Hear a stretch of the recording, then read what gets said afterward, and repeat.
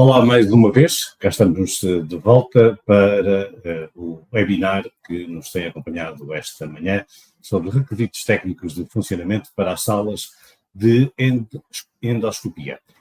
Mais uma vez, alertamos que, por razões de RGPD, que esta emissão está a ser gravada para posterior disponibilização nas páginas eletrónicas da entidade reguladora da saúde, e que, por isso, nos comentários ou nas mensagens que nos têm enviado, tem de ter alguma cautela na utilização de dados pessoais ou de identificação, pois nessas situações nós não iremos exibir essas mensagens. Relativamente aos certificados, voltamos a recordar que os certificados só serão enviados para quem efetivamente esteja a assistir a esta emissão, pelo canal de StreamYard e que tenha previamente efetuado o registro com a sua inscrição no site da página eletrónica da entidade reguladora da saúde. Dentro de algumas semanas iremos dar início ao processo de envio dos próprios certificados. Vamos agora para esta segunda parte com mais uma apresentação e depois haverá também um período de perguntas e respostas para as pessoas que nos têm colocado as questões. Para isso chamo agora ao palco o Helder Silva, que vai dar continuidade a este webinar. Muito obrigado, Vítor. Bem-vindos a todos a mais um webinar da entidade reguladora da saúde. Eu ia pedir era que pudesses partilhar o teu ecrã, porque ainda não temos disponível essa apresentação. Se pudesses partilhar o PowerPoint, porque ainda não se encontra disponível, antes de prolongares, para não perdermos alguma parte dessa apresentação.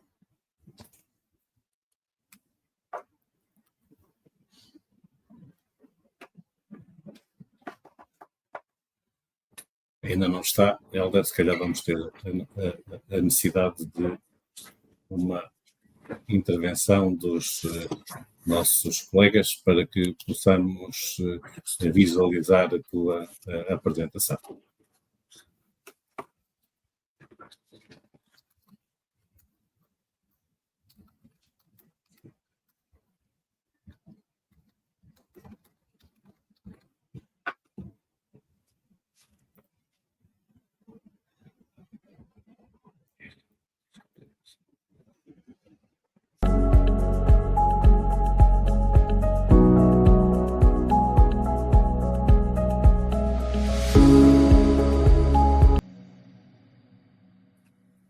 Problema resolvido, Helder, vamos então à apresentação.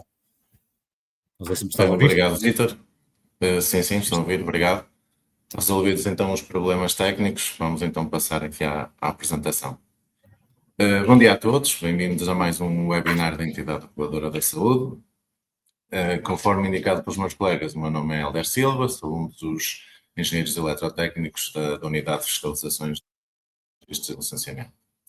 Nesta parte da apresentação, vamos então abordar os requisitos técnicos das instalações e equipamentos elétricos das salas de exames endoscópicos. Vamos aproveitar ainda para dar alguns pontos relativos à segurança contra incêndio destes espaços. Começando pela regulamentação de caráter mais geral, a parte mais aborrecida, destacamos então as regras técnicas das instalações elétricas de baixa tensão, especificam os princípios a seguir para a execução de uma instalação elétrica segura e eficiente. Este é o nosso, digamos, a nossa bíblia para a execução de uma instalação elétrica. O Decreto-Lei 96 de 2017, que estabelece o regime das instalações elétricas particulares. O Decreto-Lei 220 de 2008 e a Portaria 1532 de 2008, relativas ao regime jurídico de segurança contra incêndios e ao Regulamento Técnico de Segurança contra Incêndios. E, por fim, as normas portuguesas e europeias aplicáveis. Relativamente às normas aplicáveis, destacamos a norma IEC 60634, relativa aos requisitos dos locais de uso médico, a norma IEC 61340, relativa à classificação dos pavimentos, e as normas relativas à construção dos dispositivos médicos. Mais à frente, iremos abordar de uma forma mais detalhada algumas destas normas. Relativamente à regulamentação específica, conforme indicado também anteriormente pelos meus colegas da apresentação, temos previstos requisitos técnicos para as instalações elétricas das salas de exames endoscópicos na Portaria 90/2024, relativa às unidades de internamento, a Portaria 97/2024, relativa às unidades de cirurgia de ambulatório, e a Portaria 92/2024, relativa às clínicas e consultórios médicos. Estas portarias já foram alvo de revisão em 2025, pelo que devem sempre verificar a sua última redação. Passando então aos requisitos da parte elétrica, temos o certificado de exploração ou a declaração de inspeção. O certificado de exploração é emitido pela Direção-Geral de Energia e aplica-se a instalações mais complexas, de maior potência ou alimentadas pela rede pública em média tensão. Por sua vez, a declaração de inspeção inicial aplica-se a instalações mais pequenas e menos complexas, sendo atribuída por uma entidade inspetora credenciada pela Direção-Geral de Energia e Geologia para o efeito. No Decreto-Lei 96/2017 é possível identificar quais as instalações que carecem de declaração de inspeção e as que necessitam de certificado de exploração. Outro requisito geral é o termo de responsabilidade pela exploração das instalações elétricas ou a declaração de inspeção periódica. Este é um requisito que visa garantir que as instalações elétricas se encontram em boas condições de segurança durante toda a sua vida útil. Tal como no ponto anterior, no Decreto-Lei 96/2017, é possível verificar quais as instalações que carecem de acompanhamento do técnico responsável e as instalações que necessitam de inspeções periódicas. Por norma, as que necessitam de acompanhamento do técnico responsável são mais complexas e possuem uma potência mais elevada. O técnico responsável de exploração, regulamentarmente, deve inspecionar as instalações no mínimo 2 vezes por ano, deve proceder às verificações e ensaios que assegurem que a instalação elétrica se encontra em conformidade e, nesse seguimento, deve elaborar relatórios, nomeadamente o relatório, o modelo 937 do Instituto Nacional da Casa da Moeda, que posteriormente deve ser remetido para a Direção-Geral de Energia e Geologia. As instalações mais pequenas, que não carecem de acompanhamento por técnico responsável da exploração, devem realizar inspeções periódicas por uma entidade inspetora credenciada, que é a mesma que faz a verificação inicial. As inspeções periódicas são de caráter obrigatório e devem ser promovidas a cada 5 anos. Alertamos que este é um dos requisitos que ainda é muito desconhecido para muitas entidades e mesmo para muitos técnicos. No entanto, tendo em conta que o Decreto-Lei 96/2017 já entrou em vigor no dia 1 de janeiro de 2018, já é aplicável em todas as instalações anteriores a 2019 que não careçam de técnico responsável pela exploração. Peço desculpa. Relativamente à segurança contra incêndio, é igualmente necessário um documento que ateste as condições de segurança do edifício. No caso de estabelecimentos novos, em pré-abertura, é preciso o relatório de vistoria inicial das instalações, atestar a conformidade das condições de segurança contra incêndio e o parecer favorável às medidas de autoproteção. Alertamos que, de acordo com o especificado no regime jurídico de segurança contra incêndio, as medidas de autoproteção devem ser submetidas para aprovação até aos 30 dias anteriores à entrada em funcionamento do estabelecimento. Para os estabelecimentos mais antigos, é exigida a inspeção regular. Esta inspeção regular é obrigatória e, ao contrário das instalações elétricas, em que a inspeção periódica é exigida apenas aos edifícios mais pequenos, é exigida em todos os edifícios. A periodicidade das inspeções encontra-se definida no Decreto-Lei 220 de 2008. Tal como indicado na tabela, a periodicidade varia em função da categoria de risco da instalação. As instalações mais complexas da 4ª categoria de risco devem realizar inspeções de 3 em 3 anos, enquanto que as menos complexas da 1ª categoria de risco necessitam apenas de realizar inspeções de 6 em 6 anos. A categoria de risco da instalação é determinada em função da altura do edifício, do seu efetivo e da localização das saídas para o exterior. Para quem não esteja muito habituado com os conceitos de segurança contra incêndio, por norma, a categoria de risco da instalação pode ser verificada no projeto de segurança contra incêndio e nas medidas de autoproteção. Passando então à parte mais técnica. temos previsto nas regras técnicas um conjunto de regras e sistemas de proteção aplicáveis nos locais de uso médico com riscos particulares, como é o caso das salas de exames endoscópicos. Nas definições das regras técnicas, encontra-se especificado que em todos os locais onde se pratiquem técnicas consideradas invasivas, com recurso a equipamentos de eletromedicina, são considerados locais de uso médico com riscos particulares. Dentro dos locais de uso médico, encontra-se ainda definido um volume de proteção ao doente, sobre o qual se considera ser possível um contacto, intencional ou não, entre o doente e um equipamento de eletromedicina, ou entre o doente e outra pessoa que esteja em contacto com esses equipamentos, um médico, um enfermeiro, ou alguma pessoa que esteja a auxiliar no procedimento.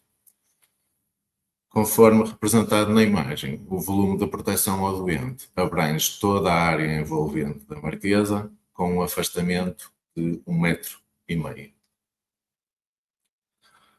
Relativamente à altura do volume de proteção, encontra-se definido que até aos 2,5 m de altura é considerado volume de proteção. Determinando os locais de risco da instalação e os respectivos volumes de proteção, devem então verificar quais as medidas de proteção a adotar. Na secção 801.2422 das regras técnicas, encontra-se definido um conjunto de medidas de proteção que devem ser tidas em consideração nos locais de uso médico. Nesse ponto, indica que para a generalidade dos locais de uso médico deve ser utilizada a medida P1, ou seja, a proteção contra contactos indiretos por corte automático de alimentação. Nos locais com riscos particulares deve ser adotada a medida P2, relativa às ligações equipamentais, e consoante a utilização dos espaços nos locais com riscos particulares, além das medidas P1 e P2, deve ainda ser adotada pelo menos uma das medidas de proteção P3 a P7. As medidas P3 a P7 referem-se à limitação da tensão de contacto, utilização de dispositivos diferenciais de alta sensibilidade, esquema IT médico, separação elétrica individual e tensão reduzida de segurança médica. Para o caso das salas de exames endoscópicos, as regras técnicas determinam que devem ser utilizadas as medidas P1 e P2 comuns a todos os locais de uso médico e as medidas P3 e P5 específicas deste espaço. As medidas, em resumo, serão então o corte automático da alimentação, ligação equipotencial suplementar, limitação da tensão de contacto e esquema IT médico. Relativamente à alimentação de energia, as regras técnicas determinam que nos locais de uso médico em que a continuidade da alimentação de certos equipamentos tenha que ser garantida, deve ser previsto uma alimentação de socorro e uma alimentação de segurança médica.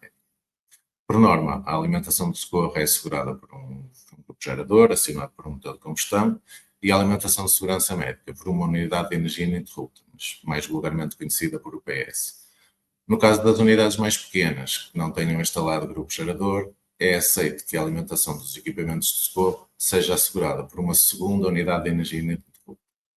Nestes casos, deve ser instalada uma UPS de socorro, com autonomia mínima de 60 minutos, em conformidade com o exigido para a assistência ao fogo dos elementos estruturais, que asseguram a compartimentação do espaço, e uma UPS de segurança médica com autonomia de 180 minutos, que assegure, entre outros, a alimentação da luz cirúrgica e os equipamentos de suporte de vida. Na imagem seguinte, deixamos aqui um exemplo de um quadro elétrico de uma sala de exames endoscópicos, onde se verifica o cumprimento do requisito da alimentação de energia, ou seja, do lado esquerdo do quadro é possível verificar a entrada da alimentação de socorro e a entrada da alimentação de segurança médica. De seguida, temos um barramento de energia onde se encontram ligados os equipamentos que estão colocados fora do volume de proteção, ou seja, fora daquele volume que vimos anteriormente, como é o caso da iluminação, as portas, que podem ficar num barramento sem estar abrangido pelo sistema IT. E, por fim, um segundo barramento abrangido pelo sistema IT, com a alimentação dos equipamentos que se encontram no interior do volume de proteção, normalmente os braços cirúrgicos, as tomadas de energia e o painel técnico. Na imagem está ainda evidenciado o cumprimento de um requisito de segurança contra incêndio, nomeadamente a iluminação. Segundo a regulamentação de segurança contra incêndio, nos locais de risco B, ou seja, os locais destinados a acamados ou pessoas com mobilidade reduzida, deve ser assegurado, no mínimo, 2 circuitos de iluminação protegidos por equipamentos distintos, de forma que uma avaria num deles não coloque o espaço totalmente sem iluminação. Ressalvamos que a iluminação de luz sem sombra, normalmente designada como iluminação cirúrgica ou acialítica, não é considerada como iluminação geral da sala, mas sim como equipamento. Por isso, além da iluminação cirúrgica, devem ser assegurados, no mínimo, 2 circuitos de iluminação normal do espaço. Relativamente aos pavimentos ortostáticos, as salas de exames endoscópicos devem estar equipadas com este equipamento, no fundo, com este pavimento. As regras técnicas exigem que os mesmos sejam instalados em complemento ao sistema IT e como proteção contra a inflamação e o incêndio devido à utilização de gases anestésicos. Salvamos que, mesmo que não sejam utilizados gases anestésicos, verificamos que recentemente verifica-se que uma grande parte dos procedimentos são realizados com recurso apenas à sedação. No entanto, este pavimento é sempre exigido como complemento ao sistema IT médico. Nas regras técnicas, então, encontra-se definido que os pavimentos devem ter, durante toda a sua vida útil, uma resistência compreendida entre 50 kΩ e 100 MΩ. A classificação do pavimento também se encontra definida na norma 61340. Alertamos que a falta de pavimento antistático e a utilização de pavimentos com características inapropriadas ou com valores de resistência fora do intervalo de segurança que vimos anteriormente é verificada de forma muito recorrente nas nossas ações de fiscalização. Passando então à regulamentação específica dos estabelecimentos prestadores de cuidados de saúde, verificamos que as novas portarias que entraram em vigor em 2024 e que entretanto já foram alvo de revisão em 2025, uniformizaram os requisitos técnicos das salas de exames endoscópicos com a regulamentação geral, em particular com as regras técnicas. As portarias anteriores eram, de uma forma geral, omissas em relação aos requisitos das instalações elétricas das salas de exames endoscópicos, muito provavelmente pelo tipo de exame que era realizado há alguns anos atrás. No entanto, com a evolução dos exames e com a constante utilização de equipamentos de eletromedicina, em particular o eletrobisturi, houve necessidade de se atualizarem estes requisitos. Assim, para a tipologia de clínicas e consultórios médicos, a Portaria 92 de 2024 já incluiu no seu anexo 4 os requisitos para a sala de exames endoscópicos. Pela análise da tabela, verifica-se que os requisitos são muito semelhantes aos exigidos pelas regras técnicas, ou seja, alimentação de socorro para iluminação de tomadas de energia e equipamentos, alimentação de segurança médica, ligações equipotenciais, pavimento antistático e sistema intermédico. No anexo 4, encontra-se ainda previsto um requisito que não faz parte das regras técnicas, que é a instalação de sistema de sinalização de chamada e alarme. Nas unidades com internamento e nas unidades de cirurgia de ambulatório aconteceu a mesma coisa, ou seja, as novas portarias, nomeadamente a 90 de 2024 e a 97 de 2024, já incluíram no seu anexo 14 os requisitos para as salas de endoscopia, no serviço de consultas e atendimento permanentes. Estes requisitos são semelhantes aos indicados na portaria de clínicas e consultórios médicos e nas regras técnicas das instalações elétricas de baixa tensão. Mais uma vez, sistema de sinalização de chamada e alarme, alimentação de socorro, alimentação de segurança médica, ligações equipotenciais, pavimento antistático e sistema intermédio. De uma forma geral, estas novas portarias vieram clarificar e uniformizar os requisitos das salas de endoscopia com a regulamentação geral. Relativamente à alimentação de energia, as novas portarias, à semelhança das regras técnicas, indicam que as salas de exames endoscópicos devem ser alimentadas por duas fontes, nomeadamente a alimentação de socorro, que em regra é constituída por grupo gerador acionado por motor de combustão, e a alimentação de segurança médica destinada a manter em funcionamento os equipamentos essenciais à realização dos exames, que em regra é constituído pela unidade de energia ininterrupta, como falamos anteriormente. No caso das unidades mais pequenas, tal como indicado anteriormente, caso não disponham de grupo gerador, é aceito que a alimentação de socorro seja assegurada por uma segunda unidade de energia ininterrupta. Neste caso, deve ser instalada uma UPS de socorro com autonomia mínima de 60 minutos, em conformidade com o exigido para a assistência ao fogo do compartimento, e uma UPS de segurança médica com autonomia de 180 minutos, que assegura, entre outros, a alimentação da luz cirúrgica e dos equipamentos de suporte.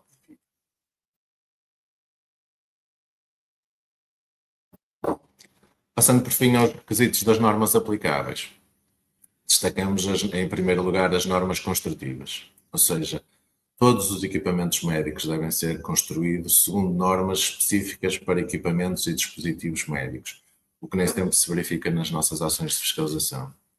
Das normas aplicáveis, destacamos a norma IEC 61557, relativas aos controladores permanentes de isolamento, as normas relativas aos transformadores de isolamento, a 61558 e a 60364, e as normas relativas aos sistemas de transferência de carga. Tal como indicado anteriormente, em muitas das nossas ações de fiscalização deparamos com a instalação de equipamentos que não se encontram em conformidades com as normas construtivas. A título de exemplo, indicamos os controladores permanentes de isolamento sem monitorização de temperatura e de carga, os transformadores de isolamento trifásicos, os sistemas de transferência de carga sem monitorização de estado e em cumprimento do tempo máximo de comutação entre fontes. Por isso, recomendamos que sempre que necessitem de adquirir um equipamento médico, verifiquem em primeiro lugar se o mesmo se encontra em cumprimento das normas aplicáveis e se o fabricante disponibiliza o respectivo certificado de conformidade. Outro requisito indicado nas normas, e também se encontra previsto nas regras técnicas, é a obrigatoriedade de se instalarem sistemas independentes por sala. Ou seja, no caso de termos uma unidade com várias salas de exames, é sempre exigido um quadro elétrico, porta automático de alimentação, ligações equipenciais, limitação da tensão de contacto e esquema IT médico dedicado por sala. A partilha dos sistemas não é permitida e colocaria em causa a continuidade do procedimento médico e, consequentemente, a segurança dos doentes. Alerta-se ainda que os quadros elétricos e os transformadores de isolamento devem ficar instalados fora da sala de uso médico e que, de acordo com a norma IEC 60634, a distância máxima entre o transformador de isolamento e o ponto de alimentação mais desfavorável não deve exceder os 25 metros. Ou seja, conforme é representado na imagem, deve existir um compartimento técnico localizado a menos de 25 metros do ponto mais desfavorável da sala, destinado à instalação dos equipamentos de proteção, nomeadamente o transformador de isolamento e o quadro elétrico com o sistema ITMR. Relativamente às ligações equipenciais suplementares, a norma IEC 634 e as regras técnicas especificam que em todos os locais de uso médico com riscos particulares deve ser realizada uma ligação equipencial suplementar. Esta medida consiste na interligação de todos os elementos condutores com superfície igual ou superior a 2 decímetros quadrados, tais como as canalizações de água, as de gases medicinais, de aquecimento, vácuo, etc., a um barramento de equipencialidade local. Na prática, todas as superfícies metálicas existentes no interior da sala, incluindo as tubagens, devem ficar ligadas a um barramento de equipencialidade local. Por fim, mas não menos importante, destacamos a obrigatoriedade de se realizarem verificações e ensaios periódicos em todos os equipamentos, em todos os sistemas de proteção. Na norma IEC 60634 está indicada a periodicidade das ações de verificação e manutenção de todos os equipamentos e sistemas de proteção. Destacamos o controle do sistema IT médico, que deve ser realizado de 12 em 12 meses, o controle dos pavimentos antistáticos, igualmente de 12 em 12 meses, as ligações equipenciais suplementares, 36 meses, o teste funcional do sistema de transferência de carga, 12 em 12 meses, inspeção visual de todos os sistemas, 12 meses, e o controle de correntes de fuga do transformador de isolamento, 36 meses. Estas verificações são fundamentais para o normal funcionamento da instalação e para a proteção do doente, e dos profissionais, ou seja, a proteção dos profissionais também é muito importante nestes casos, No entanto, verifica-se que em muitas das nossas ações de fiscalização os sistemas estão em avaria ou em alarme e não são realizadas ações de manutenção aos equipamentos. Posto isto, terminamos a nossa apresentação. Quero agradecer a atenção dispensada e esperemos que tenha sido clara e que tenha servido para o futuro. Muito obrigado pela atenção. Muito obrigado, Helder. Vamos então, a partir de agora, abrir espaço de perguntas e respostas que permita a quem nos está a ouvir e a ver este webinar possa colocar as questões e dentro daquilo que nos é possível também possamos responder às questões que nos são feitas. Como há imensas questões e que não será possível, no tempo útil que dispomos de responder a todas, podem sempre enviar um correio eletrónico para licenciamento@ers.pt e também, dentro da disponibilidade possível, as respostas serão enviadas. Com a ajuda de uma vasta equipa que está nos bastidores a fazer a verificar e a ajudar-nos nesta emissão, eu pedia que colocassem no ar a primeira pergunta, colocada por Manuel Valente. Manuel Valente, que diz qual é o racional para aceitar que no reprocessamento de DM semicríticos não é necessário o isolamento entre áreas limpas e sujas. Creio que posso responder eu. E não sei se é possível passar a outra parte da questão para eu reler. Ok. Então, sendo um dispositivo médico semicrítico, o exigível é uma limpeza e uma desinfecção ainda que de alto nível. Sendo necessário estes dois procedimentos, têm que ocorrer na sala de descontaminação. Daí que não se exige uma sala limpa para este efeito. Se na mesma unidade coexistir a esterilização de outro tipo de dispositivos médicos, aí sim é exigível que exista uma sala limpa para inspeção, montagem, embalagem e, consequentemente, esterilização. No reprocessamento dos equipamentos endoscópios, estamos a falar da desinfecção e, como tal, termina na sala de descontaminação.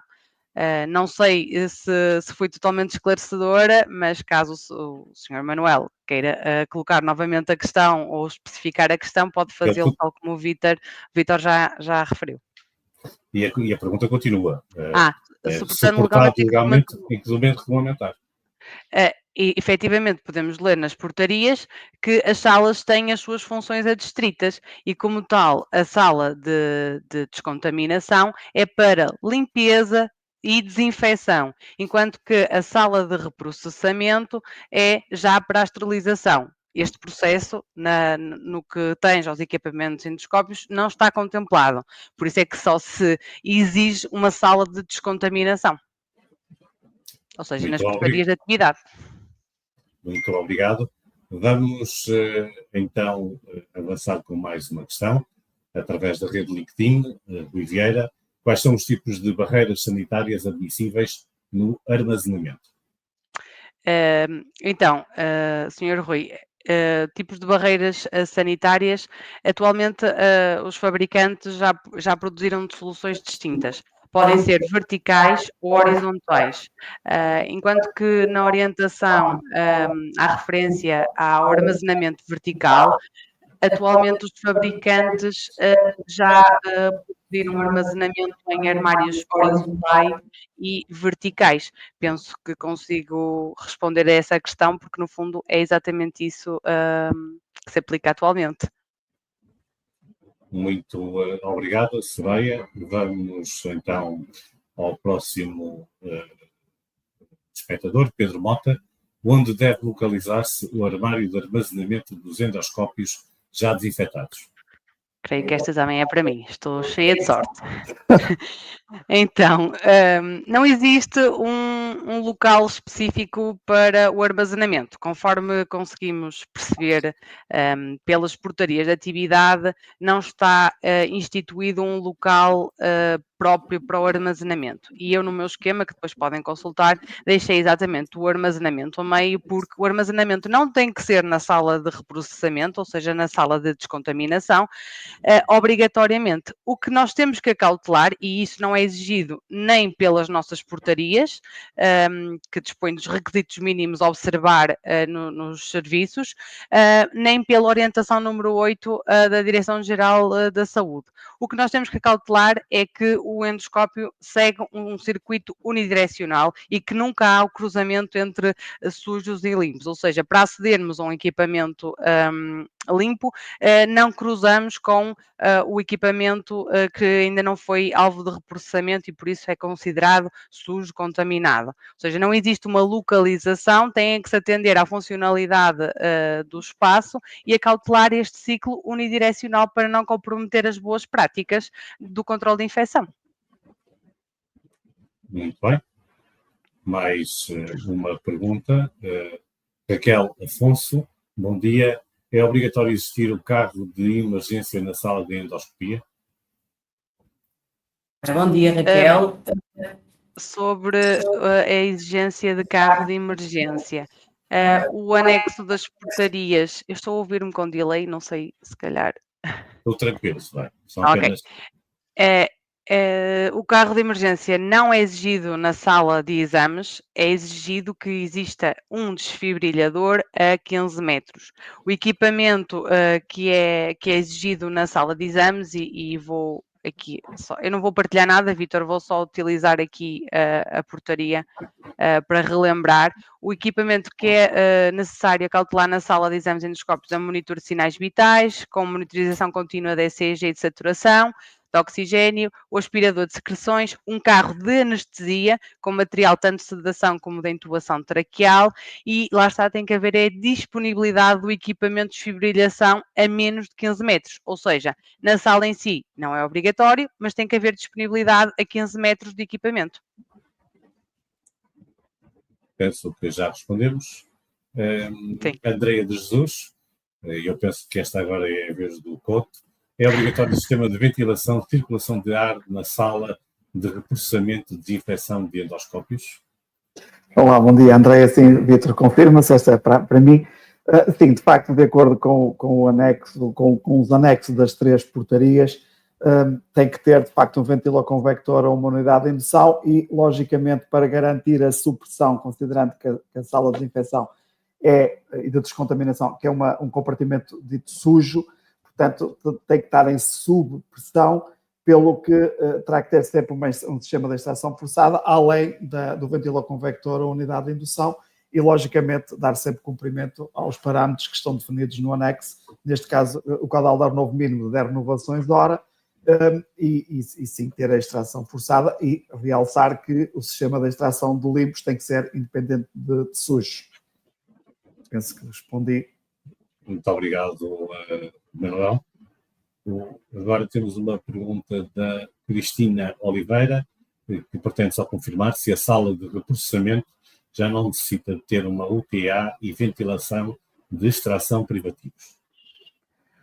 Exatamente, confirma-se. Na portaria anterior, de facto, esta sala, a sala limpa, obrigava que tivesse um tratamento de ar. Houve, como falei na minha apresentação, uma despenalização, digamos assim, entre aspas, uma despenalização em termos de equipamento, portanto, agora tem que ter, passando de uma UTA e ventilador de extração privativos para ventiloconvectores ou unidade de indução. Pronto, com a particularidade, mais uma vez, realçar que ter equipamentos por muta térmica ar-água também. Portanto, então, agora já não necessita, de facto, confirmo, de ter uma UTA e ventilador de extração privativos na sala de processamento, na zona limpa. Atenção. Sim. Muito bem, e agora vamos à próxima pergunta de Daniel Marialva. Também ar-condicionado, AVAC. As taxas de ar novo de 100 metros cúbicos hora e 35 metros cúbicos hora são efetivas, ou seja, sujeitas à razão de eficiência de ventilação por norma de 80%. Sim, ora bem, a taxa de ventilação efetiva, de facto, será, digamos, o valor do caudal de ar novo, ou seja, o volume de ar externo introduzido num determinado, em um ambiente por unidade de tempo. Logicamente que será ajustado pela eficiência do sistema de ventilação na remoção de poluentes, portanto, do ar interior, em que representa o volume real de ar limpo que efetivamente contribui para a diluição e remoção de contaminantes no espaço ocupado, ou seja, considerando sempre o desempenho do sistema de ventilação utilizado, logicamente, em que os caudais indicados na portaria são os caudais efetivos à saída das grelhas. Está resposta dada ao Daniel Vialva. Penso que foi elucidativa. Portanto, temos mais uma questão de Nuno Caetano, que questiona que, no caso das salas que têm de estarem sob pressão, qual é a variação de pressão para o corredor recomendado? A variação recomendada para o corredor. Para o Nuno Caetano, dizer-lhe o seguinte: de facto, os anexos das portarias, as três, neste caso, clínica com consultórios médicos, cirurgia de ambulatório e internamento, elas não especificam um valor de diferencial de pressão entre os compartimentos. No entanto, só dizem que devem estar em sub ou sob pressão. Aqui o que eu aconselho é, de facto, realizarem ensaios que comprovem esse diferencial de pressão e guardar esses ensaios para, em caso de uma avaliação nossa, de parte da ERS, Central da Saúde, disporem desse comprovativo da efetiva ou do efetivo diferencial de pressões entre os vários compartimentos, neste caso. Muito bem. Mais uma vez, obrigado. Volto a relembrar que, caso tenha alguma questão e que gostasse de haver respondida, pode utilizar o correio eletrónico de licenciamento @ers.pt. Não vamos ter possibilidades de responder a todas as perguntas que nos estão a ser colocadas, daí que podem enviar as suas questões para este correio eletrónico. Vamos então à próxima questão. Alexandra Dantas. De acordo com a primeira apresentação, não é necessário 2 compartimentos para o reprocessamento, ficando o armário de endoscópios na sala de reprocessamento única. Face a esta informação, questiono porque nas instalações técnicas existe claramente uma zona suja de reprocessamento e uma zona limpa, e por qual então nos devemos guiar. Se calhar posso responder eu. Então vamos dividir aqui a pergunta em duas coisas, em duas respostas diferentes. De acordo com a primeira apresentação, não é necessário 2 compartimentos para o reprocessamento de equipamentos endoscópios. Para o reprocessamento de equipamentos endoscópios é necessário uma sala de descontaminação. No que se refere ao armário de endoscópios, ele não tem que ficar na sala de reprocessamento, ou seja, na sala de descontaminação. Ele pode ficar noutra área anexa, ou seja, o armário, quer seja com barreira sanitária ou sem barreira sanitária, pode ficar noutro compartimento, inclusive dei exemplos de armários instalados nas salas de exames. Se ficar na sala de descontaminação, uma das formas de acautelar o cruzamento entre os dispositivos contaminados e limpos é a utilização de contentores para fazer a circulação.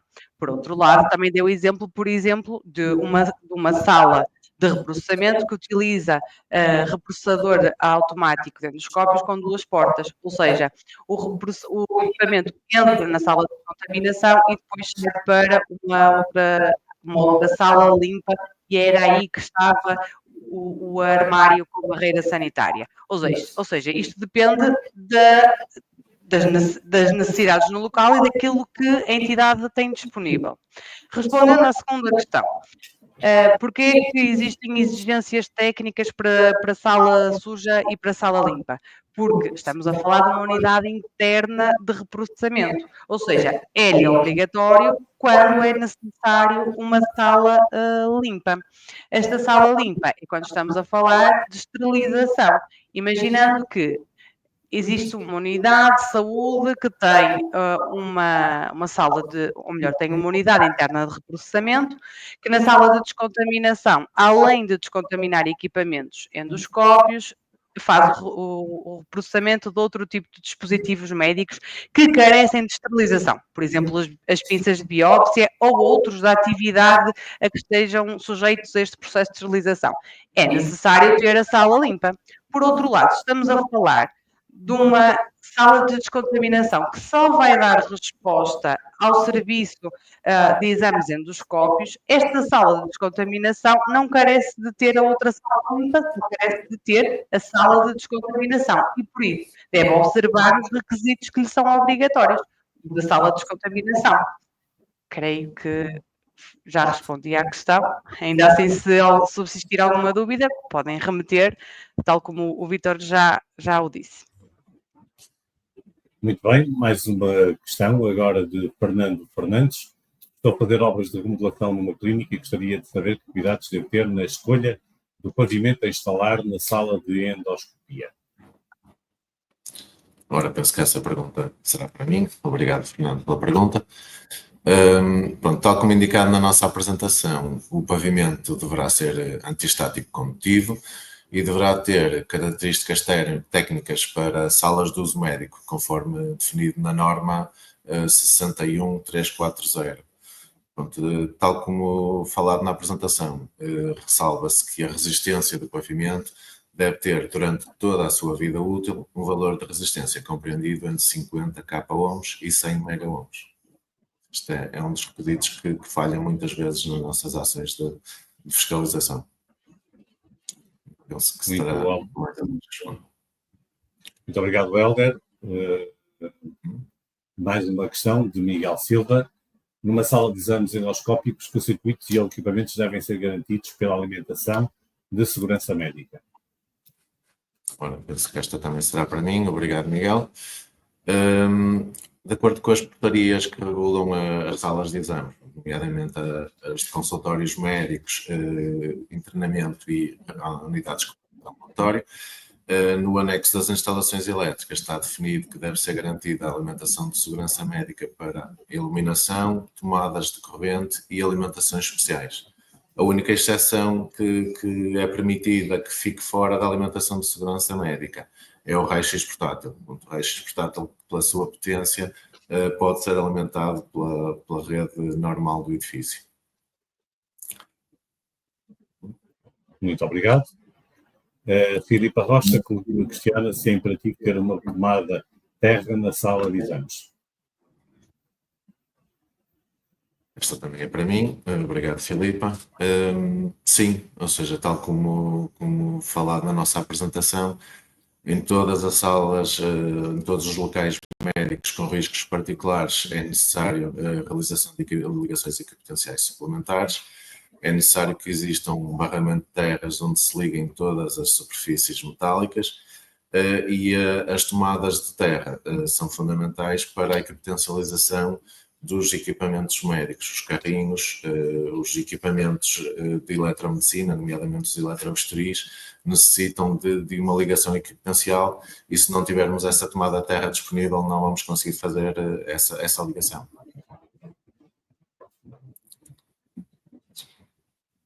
Mais uma questão. Há algum prazo para as unidades já em funcionamento cumprirem os requisitos que foram falados hoje? Creio que esta questão. As unidades em funcionamento previamente a 2024 teriam que cumprir com os requisitos que lhe eram aplicáveis à data da licença pela qual estão licenciadas, passa a redundância. Para se adaptarem aos novos requisitos, nomeadamente à área da sala de exames e aos demais, têm 5 anos de prazo de adaptação desde a data da publicação da portaria, ou seja, desde março de 2024. Já passou sensivelmente 1 ano e 3 meses e dispõe ainda de 3 anos e alguma coisa para se adaptarem. Creio que já respondi. Muito bem, obrigado, Soraya. Penso que estamos já na hora limite, meio-dia. Vamos à questão da Vânia Silva. Julgo que será a última questão. Em todos os casos, é obrigatório ter a máquina de processamento automático dos endoscópios? Ora, bom dia, Vânia. Sim, a exigência a nível de equipamento médico e geral é que na sala de descontaminação dos equipamentos endoscópios seja por máquina, ou seja por reprocessador automático de endoscópios. Ao longo da apresentação também reiterei a necessidade da entidade a cautelar a formação e práticas no que tem já a desinfecção manual, mas estamos a falar de uma exceção, ou seja, a regra é existir reprocessador automático de endoscópios. A exceção, e aqui estamos a falar em casos de imprevistos, nomeadamente no equipamento, é sempre preferível dispor de formação para que o equipamento fique corretamente desinfetado e possa acautelar a restante jornada de trabalho, do que parar com os exames e todo o transtorno que isso envolve. Ou seja, o facto de ser necessário e recomendável uma formação nas técnicas manuais de desinfecção é para situações excepcionais, não para a regra. A regra passa a ser a utilização de reprocessador automático de endoscópios. Obrigada. Muito bem, não sei se o Helder Silva ou se o Manuel Couto tem alguma coisa a dizer também, antes de que a gente avance para o final deste webinar. Eu só queria deixar aqui uma notinha, porque há bocado na questão que a colega respondeu, devia lá um pormenor que era muito importante. Fazia questão relativamente aos estabelecimentos em funcionamento, relativamente ao prazo de adaptação com as novas portarias. Só deixar aqui a nota de que a entidade pode estar em funcionamento e não ser licenciada. Portanto, se não é licenciada, tem que cumprir no imediato os requisitos das atuais portarias. Caso seja licenciada, aí sim já se aplica aquilo que a colega referiu e o prazo também associado. Era só essa notinha, peço desculpa. Sem problemas. Todas as informações são importantes e são bem-vindas. Queria também aproveitar esta parte final do webinar para divulgar que no próximo dia 3 no Porto, a entidade vai realizar presencialmente as jornadas técnicas do licenciamento. São umas jornadas técnicas durante um dia inteiro num hotel Moco no Porto. Será no dia 3 de junho. A sessão destas jornadas técnicas terá em conta a publicação das portarias que estabelecem os requisitos mínimos relativos ao licenciamento, instalação, organização e funcionamento, recursos humanos, instalações técnicas e diferentes tipologias de atividade. Terá uma sessão global da parte da manhã, das 10 até cerca do meio-dia e meia, sobre procedimentos e formalismos do registro e licenciamento, e depois da parte da tarde haverá 4 workshops: controle de infecção no serviço de bloco operatório, requisitos técnicos de instalações de aquecimento, ventilação e ar-condicionado, reprocessamento de dispositivos médicos e gestão. Agora fugiu o texto que eu tinha aqui, vou tentar recuperá-lo.